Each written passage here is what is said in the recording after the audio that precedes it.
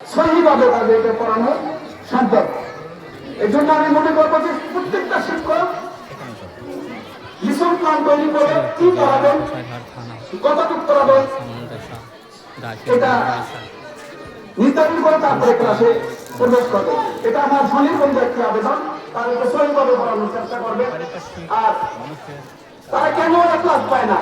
গ্রাম থেকে মাদ্রাসা থেকে ক্লাস পায় না কেন? 6 মাসে যেখানে 50 ঘন্টা হচ্ছে, এখন 1 বছরও বই শেষ হয় না।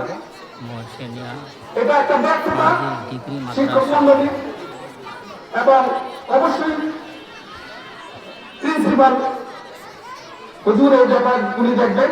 আমার ছাত্র এবং ছাত্রী ভাইরা যাতে ভালো ফলাফল করতে পারে এবং সঠিক শিখে এখান থেকে পড়ালেখা করে তারা বিভিন্ন ইউনিভার্সিটি, মেডিকেল সব জায়গায় যেন তারা চান্স পেতে পারে এবং আমাদের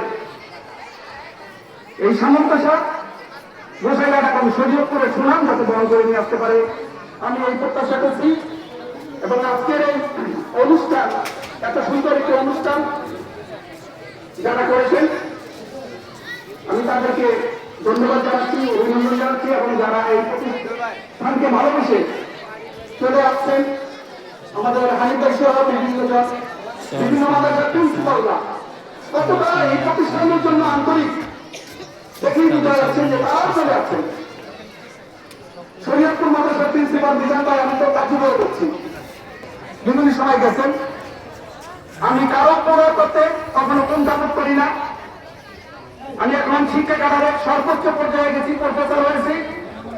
এখন হয়তো বা আমার হাতেই এক সময় সবকিছু চলে আসবে, বা আমি একজনকে ফোন করলে মাদ্রাসার সমস্যার সমাধানের ব্যাপারে সবাই সচেষ্ট থাকবে।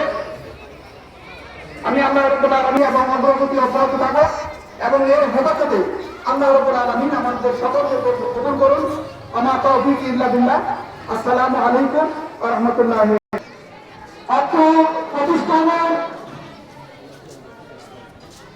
প্রতিষ্ঠাতা মরহুম